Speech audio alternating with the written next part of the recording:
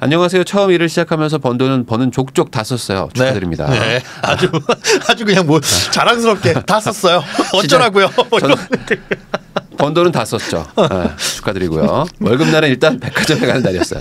아, 백화점. 근데 이게 물론 이럴 수 있어요. 이럴 수 있지만 다행인 건 월급날 가네. 월급날 가서 그나마 다행이에요. 평상시에 보통은 평소에 갔다가 월급날은 카드값 갚아주기 바쁜데 괜찮습니다. 그렇다고 특별히 명품을 사거나 한 것도 아닙니다. 다들 그래요. 대체 뭘 사서 그 돈을 다 썼는지 모르겠습니다. 그렇지만 생각해보면 하루 한 번 이상은 스타벅스 가고 월급날은 꼭 디올, 샤넬 등을 가서 립스틱을 샀던 것 같아요. 그러니까 이게 안타까울 수 있지만 소비가 취미인 분들이 있어요. 어떤 그 사는 게 취미인 거. 그게 이제 취미이자 거기서 즐거움을 느끼고 그렇죠. 왜 그렇잖아요. 왜 직장인들 그냥 막연하게 토요일 일요일만 기다려지는 거. 딱히 뭐 할 일은 없는데 그냥 토요일 일요일 되면 그냥 그거밖에 없는 거야. 일주일에 낙은. 그렇죠. 그러니까 한 달 딱 월급날이 기대가 되는 거죠. 이게 나의 이제 고생을 좀 보상해 준다 생각하시면서 이제 쓰다 보면 점점 더 써지거든요. 이게 사람이 이제 뭐 책을 읽는 것도 취미지만 소비를 하는 것도 취미의 하나라고 볼 수도 있어서 이분은 약간 그런 상황이었던 것 같아요. 그래서 옷이나 가방 대신 그나마 저렴한 걸 산답시고 립스틱. 그러니까 이게 취미였던 거죠. 나는 백화점에 가서 비싼 거 안 사. 싸지만 되게 뭐 괜찮은 이쁘장한 거 이런 거를 나는 사 모으는 취미를 가졌던 거죠. 나중에 정신 차렸을 때는 하나에 4만 원씩인데 이런 거를 200만 원어치를 샀더라고요. 아유 사다 보면 이렇게 되는구나. 입술은 하나인데 왜? 그러니까요. 위아래 발라도 뭐 정말 따로 바르는 것도 생각 없이 돈을 썼어요. 왜 그랬을까요? 그때 산 립스틱 안 버리고 지금까지 사용 중입니다. 써도 끝이 없더라고요. 제가 봤을 때 이거는 되게 많으신가 보다. 그러니까 4만 원씩 쳐도 200만 원이면 50개 정도 있는데 와 그걸 다 어디다 놔? 정신을 차린 건 3년 차쯤. 신용카드 할부금이 월급을 넘어서기 시작하면서 그러니까 보통 이게 그러니까 빵 터지면 그때 이제 심각하구나라는 느끼지 보통 그 전에는 이게 어쩔 수 없는 것 같아요. 저 신용카드를 만드는 것 자체가 일단 만드는 게 나쁜 건 아닌데 저걸 어떻게 써야 된다라는 걸 우리가 직장생활 사회초년생 때 누구도 안 가르쳐 주다 보니까 막 부모님이 잔소리하시는 그런 집이 아니면 그냥 뭐 알아서 잘 쓰겠지. 그리고 뭐 잔소리하면 또 싫어하고 이러니까 그러면서 이제 이분처럼 겪는 거죠. 리볼빙. 근데 이게 무서운 게 신용카드가 월급을 넘어선 게 아니라 할부금이 넘은 거예요. 할부. 그러면 이게 보통 이게 3개월 할부 뭐 이렇게 안 하니까 막 6개월, 12개월 막 이렇게 할 거 아니에요. 잠깐만 아까 립스틱 산 거 다 합쳐봐야 200만 원이라면서. 그것뿐만 아니라 이제 그렇죠. 자잘자잘하게 막 쓰셨던 거죠. 그러다 보니까 리볼빙도 했었습니다. 그러니까 다들 그냥 명사수들이야. 다들 무슨 빵야. 서부의 보안관도 아니고 다들 이렇게 리볼빙을 하세요. 근데 이게 웃으면서 얘기하지만 사실 되게 심각한 겁니다. 저거 진짜 여기까지 갔다는 거는 진짜 심각한 거예요.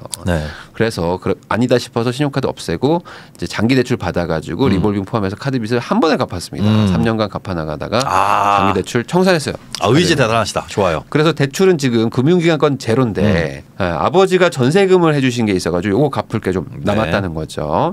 아버지 노후자금이기 때문에 꼭 갚아야 됩니다. 자, 신용카드 신나게 긁고 다니던 시기에 밥솥이며 공기청정기 같은 거 다 사가지고 아직까지 그런 거 다 샀네. 잘 쓰고 있어요. 그러니까 어찌 보면은 이제 미리 샀다. 미리 샀고 앞으로 이제 쓰기만 하면 된다.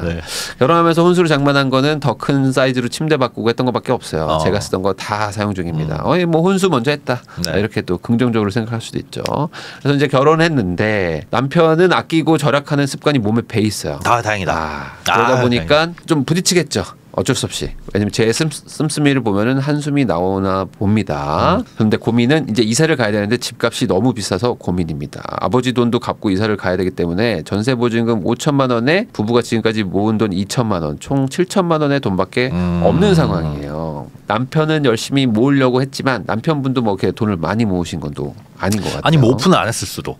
그렇지. 따로 하니까 잠깐만. 그러면 생각보다 많이 모았을 수도 있어요. 근데 그러네. 이제 걱정이 되니까 이분 입장에서 걱정이 되니까 저렇게 쓰면 안 되는데 해서 모아놨는데 이걸 내가 오픈하면 우리 부자구나 하고 막 쓸까 봐. 이걸 왜 나눴는지 제가 좀 남편분한테 약간 좀 빙의가 되는 게 있습니다. 이게 괜히 통장 합쳤다가 완전 그 블랙홀처럼 우리 부자잖아.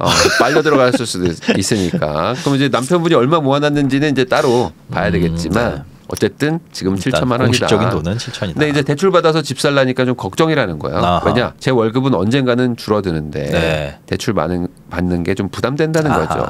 그러니까 집을 사본 적은 없으니까 네. 거기다 대출 받아가지고 뭐 소비만 하셨지 사실 네. 이걸 뭐 자산을 산 적이 없기 때문에 그렇죠. 불안감이 있다는 거죠. 그리고 뭐 이제 자녀 출산 계획도 뭐 내년이나 뭐 이렇게 있다고 하시는데 하면 일도 약간 그만둬야 될 수도 네. 있고 그럼 소비도 늘어나고 소득은 줄어들고 지출은 늘어나니까 야 괜히 대출 받았다가 이거 못 갚으면 우리 말 그대로 진짜 거리에 나앉는 거 아니냐 이런 그렇죠. 걱정이 이제 그러니까 그래서 이제 적금을 공동으로 하세요. 근데 여기 좀 적어주신 게 적금은 공동으로 하지만 이제 지출은 본인 것만 쓰신 거잖아요. 네. 그러니까 실제로는 이게 좀 섞여 있는 개념인 터치를 거예요. 안 하신대요. 이렇게 서로. 쓰는 거 외에는 터치를 서로 안 하고 그러니까 공동으로 모으자. 이래서 저는 이제 답은 없지만 가정에서 부부간에 돈 관리하는 게 답은 없지만 이런 단점들 때문에 가급적이면 통장 합치라고 말씀드리거든요. 네. 그러니까 딱 우리가 하는 그 공동 부담 요거 외에는 너는 너대로 나는 나대로 이게 너는 너대로 나는 나대로 저축 잘하자 이러면 모르겠는데 너는 너대로 나는 나대로 쓰자 맞아요. 이래 버리면 이게 서로 책임을 회피할 수가 네. 있기 때문에 효율이 확 떨어집니다. 무조건 합치고 그다음에 이제 돈을 잘 모으는 분들, 돈 잘 모으는 분이 관리하는 게 사실은 맞죠. 이게 뭐 네. 남자가 관리한다, 여자가 관리한다가 아니라 둘 중에 돈 잘 잘하는 모으는 사람. 네. 그 사람이 관리를 하고 돈 못 모으는 사람은 용돈 받아서 쓰는 게 사실은 뭐 가장 가장 베스트. 정석적인 그런 구조긴 한데 지금은 이제 남편분이 제가 봤을 때 전세 사는 달팽이님을 딱 봤더니 안 될 것 같아. 그러니까 우선은 너는 너대로 우선 살고 내가 우선 좀 챙겨볼 테니까 정신 차리자. 이렇게 이제 왔던 것 같습니다. 지금까지. 근데 화장품 진짜 좋아하시나 봐. 화장품 7, 8만 원 따로 또 뽑아 놓으셨어요. 그리고 운동도 12만 원? 잠깐만요. 제가 보니까 운동하는 게 좋지만 좀 너무 많은 게 아닌가. 요즘 헬스장 얼마지? 헬스장. 네. 그렇죠. 뭐 헬스장도 다니는 거 좋지만 저는 그냥 러닝하는 게 제일 좋지 않을까. 최근에 요즘 뭐 러닝도 많이들 하시니까 가장 싼 운동인 것 같더라고요. 자, 통신비 46,000원. 이건 본인 거죠? 좀 낮춰야 될 것 같은데. 본인하고 인터넷 포함이라고 들었어요. 인터넷 네. 포함. 네, 그리고 이제 차량할 부분은 이제 남편이 부담하고 있다. 부담하시고. 보험료 21만 6천 원? 네. 이것도 본인 건가요? 그것도 합친 거라고 하는데 애매하게 애매하게. 같이 쓰시면서 네, 또 애매하게 또 애매하게. 나눠놓은. 그러니까 이게 우리가 얼마 있는지를 알 수가 없는 알 수가 거예요. 없어요. 이렇게 되면. 이러면 돈 관리가 안 되지. 얼마를 버는지를 알고 얼마를 쓰는지 정해놔야 나머지 돈을 저축할 텐데 얼마를 그러니까요. 버는지 잘 모르고 얼마를 쓰는지 잘 몰라. 그러니까 이런 상태에서는 그러다 돈 보면 관리가 이제 안 되죠. 카드사가 알려줘요. 카드사나 은행에서 알려줍니다. 잔고가 없다거나 내일까지 입금 안 하면은 큰일 나실 수 있어요라는 그걸 알려주기 때문에 네. 그렇게 하면 절대 안 됩니다. 미리 챙기셔야죠. 차도 이제 신차 사시고 거주는 이제 아까 말씀하셨던 것처럼 아버님이 빌려주신 돈을 이제 갚고 네. 나면 이제 얼마 안 남는 상황인데 나름 열심히 모은다고 모았는데 큰 지출이 이벤트적으로 일어나서 그렇습니다. 1,000만 원 모아가지고 결혼, 신혼여행, 다시 또 1,000만 원 모아가지고 차 사고 아이가 생기면 또 1,000만 원 좀 후다닥 사라지겠죠. 혼 좀 나야 되겠는데. 잠깐만요. 자, 이게 사람이 말하는 대로 이루어지거든요. 이렇게 생각하면은 사라집니다. 이거 물론 돈은 우리가 쓰려고 모으는 거긴 하지만 아니 왜 돈을 쓰려고 모으는 거예요? 일단 1,000만 원을 쓸 생각부터 하고 있어요 지금. 그렇죠.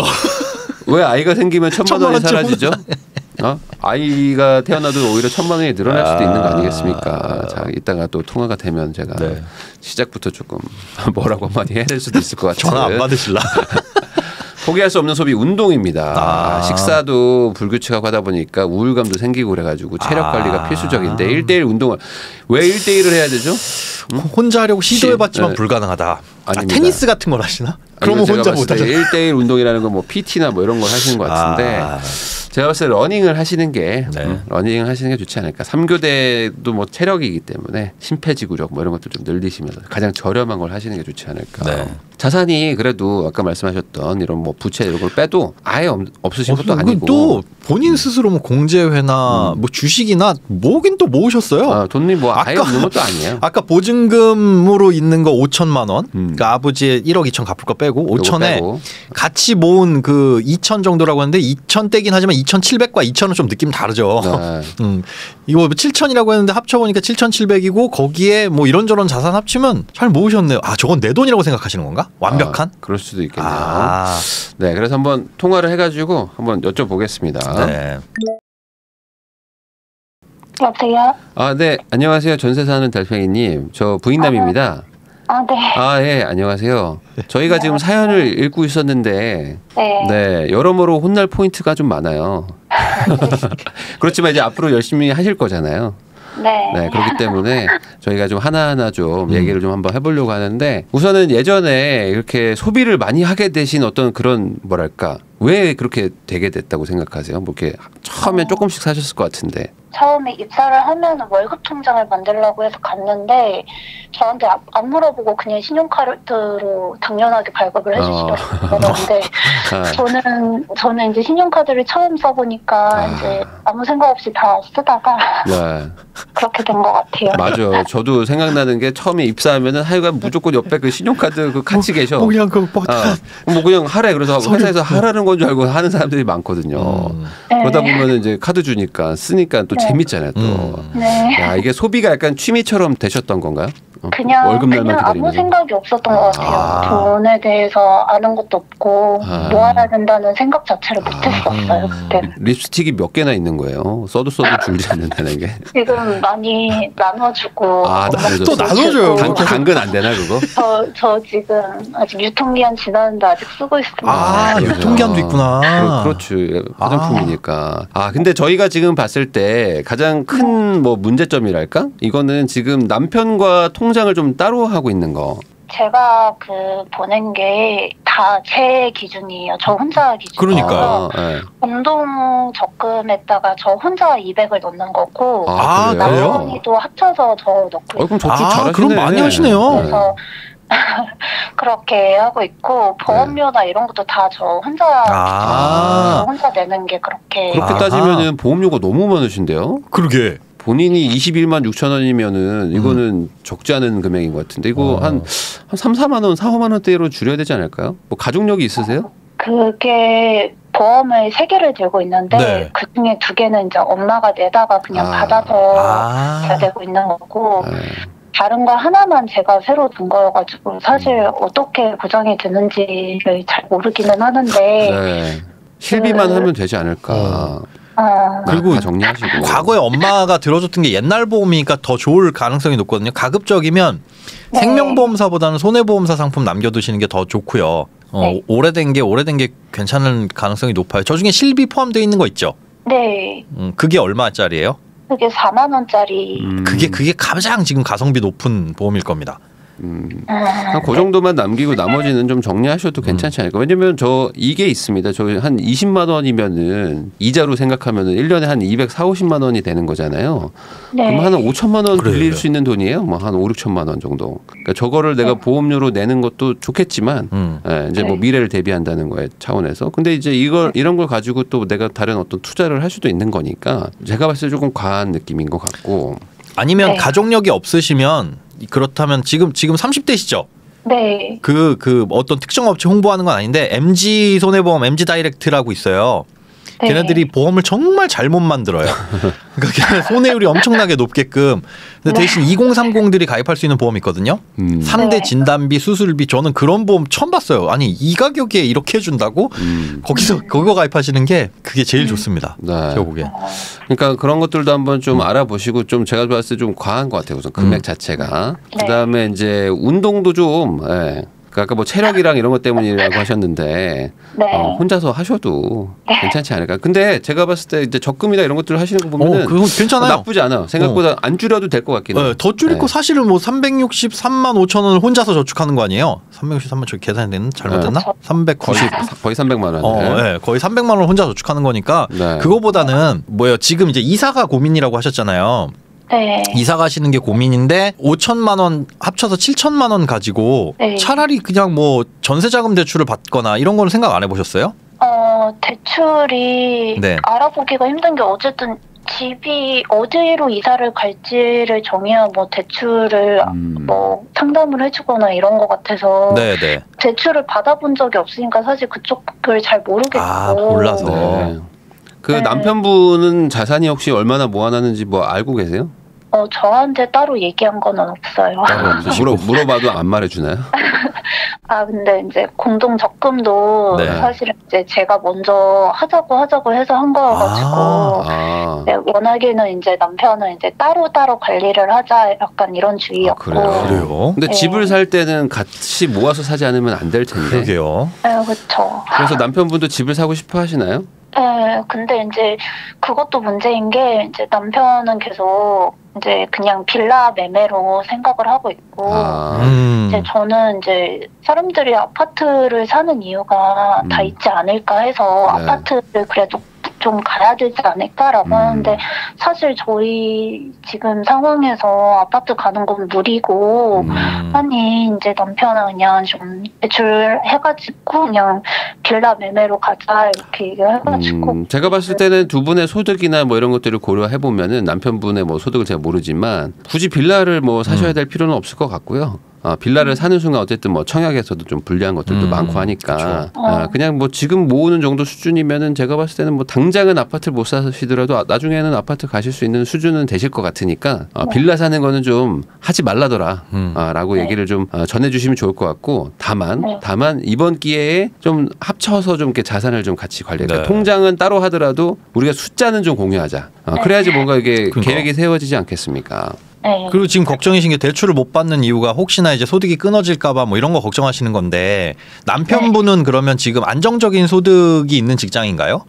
둘 다 안정적이에요. 뭔가 이제 네. 그러면은 뭐 제가 봤을 때 이런 대출을 일은 받아서 집을 사시는 건 나쁜 구조는 아닐 그래요. 것 같은데 지금 상황에서 뭐 대출을 막 엄청나게 많이 받고 뭐 이럴 필요는 없으시고 우선 자산이 얼마인지를 지금 계산이 안 되기 때문에 그걸 토대로 예를 들어 그게 뭐 한 1억 2천이다 뭐 같이 모은 게 그러면은 그게 이제 30%라고 가정하면 뭐 4억짜리 집을 살 수 있는 거고 그런 식으로 내가 얼마만큼의 시드가 있는지 그걸 토대로 그러면 우리가 얼마짜리 집을 살 수 있구나. 그럼 요거는 이제 서울에서 몇 평짜리 아파트, 얼마나 오래된 아파트 이게 나올 텐데 그게 공유가 안 되면 그림이 안 그려져요. 그러니까 두 분의 연봉의 합에 한 대여섯 배 정도까지는 사셔도 막 엄청나게 막 리스크가 높은 건 아니거든요. 그렇죠. 네. 그러니까 우리가 둘이 합쳐서 뭐 연봉이 1억이다 그러면 한 5, 6억대까지는 뭐 사서 만약에 뭐 10%가 빠진다고 하더라도 뭐 우리가 뭐 그 돈을 뭐 못 메꿀 정도의 경제력이 나쁜 것도 아니기 때문에 뭐 그 정도 규모로 한번 우선 자산도 한번 생각해 보셔가지고 꼭 서울이 아니더라도 뭐 약간 조금 뭐 멀리 있는 뭐 수도권 쪽에라도 뭐 살기 좋은 동네들이 있으니까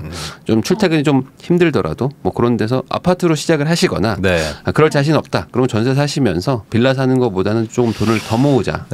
이렇게 하시는 게 좋지 않을까. 지난 방송에 지난 상남자들에서 빌라는 집도 아닌가라는 닉네임을 가지신 분이 상담을 신청하셨어요. 그래서 우리가 빌라가 안 좋습니다. 안 돼요. 그건 살 집이 못 돼. 이게 아니라 뭐의 장단점이 있는지를 설명을 잘 해드렸거든요. 그걸 이제 남편분께 보여주시는 게. 그러니까 빌라가 살기 나쁘다는 게 아니고 빌라가 이제 투자를 봤을 때 우리나라 이제 정책상 빌라가 불리한 게 많아가지고 그래서 그런 거니까. 남편이 생각하기로는 한 5억 정도 되는 빌라를 매매해서 들어가자. 5억짜리를요? 5억짜리 빌라를 사실 거면 굳이 왜 5억짜리를 빌라를 저희 연봉이나 막 이런 걸 생각을 했을 때 한 5억 정도까지만 대출을 해가지고 하는 게 좋을 것 같다 이렇게 생각을 하고 있어가지고. 두 분은 우선 뭐 바쁘시겠지만 뭐 부동산에 관련해가지고 지금 뭔가 좀 그 뭐랄까 어떤 공부에 어떤 게 좀 많이 좀 그 아직은 좀 이렇게 부족하실 것 같아가지고 이럴 때는 뭔가를 행동을 하기보다는 우선은 좀 이론을 좀 더 지식을 좀 배우는 게 더 중요하기 때문에 뭐 지금은 막 결단을 내리지 마시고요. 아까 말한 대로 이제 뭐 전세 사시면서 조금 차근차근 그다음에 좀 공부 좀 하고 그다음에 선택하셔도 될 것 같은데 중요한 건 남편과 자산을 좀 공유하자. 그것만 하시면은 제가 봤을 때 앞으로 그러니까 과거는 모르겠고 앞으로는 좀 뭐 큰 문제는 없지 않을까. 보험 조금 정리하시고. 그 아버님한테 뭐 그런 거 빌린 거 있잖아요. 그런 것도 이제 이번 기회에 뭐 이렇게 이사를 가시거나 하면은 좀 정리를 하시고 뭐 우리가 돈이 없으면 뭐 월세를 가든지 뭐 그렇게 해서 우리 스스로 해결을 하는 거지. 네. 부모님 갚아야 된다고 생각하고. 맞아요. 그러니까 이거를 또 가지고 뭐 또 집 사고 또 그러다 보면은 나중에 진짜 부모님이 나 돈 줘라고 할 때 그때 막 못 줄 수도 있으니까 요거 이번 기회에 아예 정리하시는 것도 저는 괜찮을 것 같습니다. 네. 그리고 운동은 달리기 하시고요. 운동은 달리기도 충분해요. 신발 하나 사면은 돈이 거의 안 들더라고요. 그리고 파워에이드랑 게토레이만 사면 되더라고요. 오늘 또 그렇게 좀 남편분하고 많은 얘기 한번 해보시면 좋을 것 같습니다. 네, 알겠습니다. 네, 통화해 주셔서 감사합니다. 고맙습니다. 네. 아, 이게 합치지 않으면 이게 문제예요. 그림이 안 그려져요, 미래가. 맞아요. 그러니까 이게 미래가 안 그려져요. 자산이 얼마인지를 알아야 뭐 내가 뭘 살지 아니면 그렇죠. 뭐 3년 뒤에 뭐 할지 뭐 2년 뒤에 뭐 할지 해야 되는데 서로 지금 제가 보니까 조금 공유가 안 되고 있는 거 같고 지금 소득도 자산이 얼마 있는지 소득이 얼마인지 대략은 알아야 그러면 요만큼 한 달에 저축 여력이 있으니 이 정도는 우리가 대출을 받아도 생활에 문제가 없겠구나 이걸 그려볼 텐데 미지의 상자에 가려져 있으니 오늘 뭐 부부싸움 나겠네요 하셨는데 이거는 부부싸움을 하더라도 서로 해결해야 오픈을 돼요. 하고 왜냐면 이게 뭐 우리가 각자 사는 것도 아니고 결국에 이제 공동의 어떤 자산을 축적을 해야 되는데 이거에 대해서 좀 계획도 못 세우고 하는 거는 이거는 이제 넘어가야 될 문제다. 그러니까 무조건 짚고 넘어가야 된다. 이걸 그냥 쓱 어떻게 되겠지라고 생각하면 더 저는 안 좋은 결과가 생기지 않을까 생각합니다. 그래도 뭐 다행스러운 부분은 10년 연애하시고 결혼을 하셨으니까 이런 거에 싸우고 뭐 그러고 막 불화가 생길 것 같지는 않아요. 그러니까 하나하나 차근차근 뭐 두 분이서 얼마나 많은 시간을 겪었겠어요. 그러니까 그거는 이제 잘 현명하게 대화를 나누면서 우리가 미래를 그려봐야 되니까 아이도 낳아야 되고 그러면 나는 이런 부분이 걱정이 나 소득이 줄어드는데 어떡하냐. 걱정 마 내가 다 알아서 할게라고 하면 그래 알아서 해 이게 아니라 알아서 못해요. 보통 그런 얘기하면 알아서 못해요. 갑자기 쌍둥이를 낳으면 어쩔 것이며 이제 우리가 그걸 그려보려면 대략적으로 필요하니까 모은 자산 얼마고 합치진 않더라도 소득 얼마고 이런 것들은 조금 오픈을 하는 게 긍정적일 것 같습니다. 또 이제 새해가 다가오기 때문에 또 새로운 마음으로 24년도부터 뭔가 통장도 합치고 뭔가 좀 관리 일을 또 같이 하자 이렇게 좀 잘 설득을 하셔가지고 또 이제 내용을 좀 한번 보시는 것도 좋을 것 같습니다. 그리고 숨기면 우선 뭔가 이상한 것도 있어요. 그러니까 이번 기회에 한번 검증도 해봐야 돼. 맞아. 서로 까야 돼. 혹시 사실은 모아놨던 거 다 지금 뭐 코인 선물로 날려가지고 코인이랑 주식에 다 날려가지고 막통 4천이야 라고 그래서 하더라도 내가 오픈을 못할 걸 수도 있죠. 그래도 어떻게 해요? 용서해 줘야 되잖아. 그러니까 죄를 진 게 있으면 용서해 줄게. 나의 립스틱 50개처럼 나도 죄를 지었다. 그러니까 서로 이번 기회에 털고 안 좋은 게 있으면 털고 새롭게 좀 이제 미래 좀 그려보자. 그러니까 우리 둘 다 지금 상황이 심각할 수도 있고 아닐 수도 있으니까 이거를 제가 봤을 때는 그냥 오픈하는 게 공개하는 게 가장 중요하다. 근데 5억짜리 빌라를 사자고 하시는 거 보니까 돈이 마이너스인 건 아닌 것 같아요. 근데 왜 한 5천 1억은 있으실 것 같은데 지금 약간 알렌 소리 하시는 것 같기도 하고 그렇지만 빌라보다는 좀 아파트 쪽으로 생각해 보시면 좋겠다는 말씀을 전합니다.